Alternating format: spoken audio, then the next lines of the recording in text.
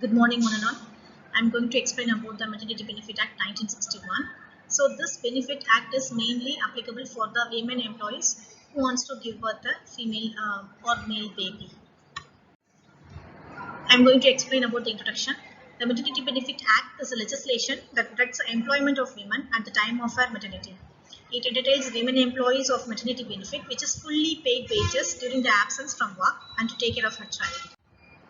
The objective is to protect the dignity of motherhood by providing complete and healthy care to women and her child when she is unable to perform her duty. To give assurance that her rights will be looked after while she is at home to take care of her child. If we talk about the applicability of this act extends to the whole India except Jammu and Kashmir. It applies to every establishment, it be in a factory, mine or plantation, etc., including those belonging to the government. And it applies to the establishments or shops employing 10 or more women employees. It is not applicable to any factory or other establishment to which the provision of Employee State Insurance Act 1948 is applicable. So, condition for claiming this benefit: that women employee must work for 80 days in 12 months immediately preceding her date of delivery. She should intimate the employer 7 weeks before her delivery date about the leave period with written notice. And 10 weeks before the date of her expected delivery, she may ask the employer to give her light work for a month, and she should produce certificate for pregnancy. Let's talk about the highlights. The amendment in Maternity and Benefit Act passed in 2017.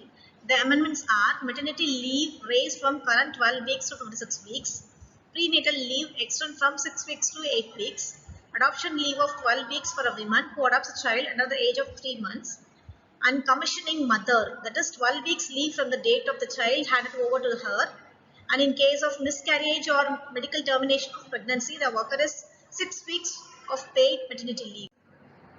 The increased maternity benefit is only available for first 2 children.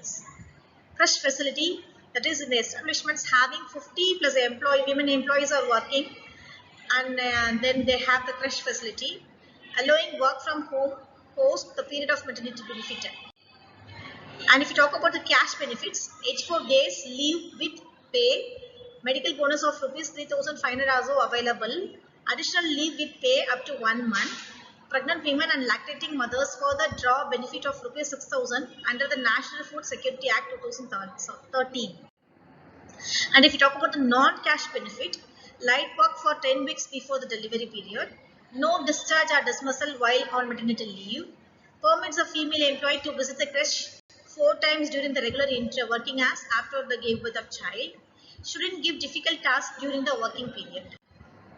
And if we talk about the penalty for the contravention of act by the employer, so if any employer fails to pay any amount of maternity benefit or discharges or dismisses a woman who is entitled under this act, she shall be punishable with imprisonment up to 1 year or fine up to rupees 5,000. And if you talk about the role of HR in this act, she should draft a detailed maternity leave policy as an essential document. He has to revise the maternity leave policy as per the government regulation, exempting the pregnant employee from the regular performance appraisal cycle, and he has to make provision to make the women employee work from home. That's all. Thank you.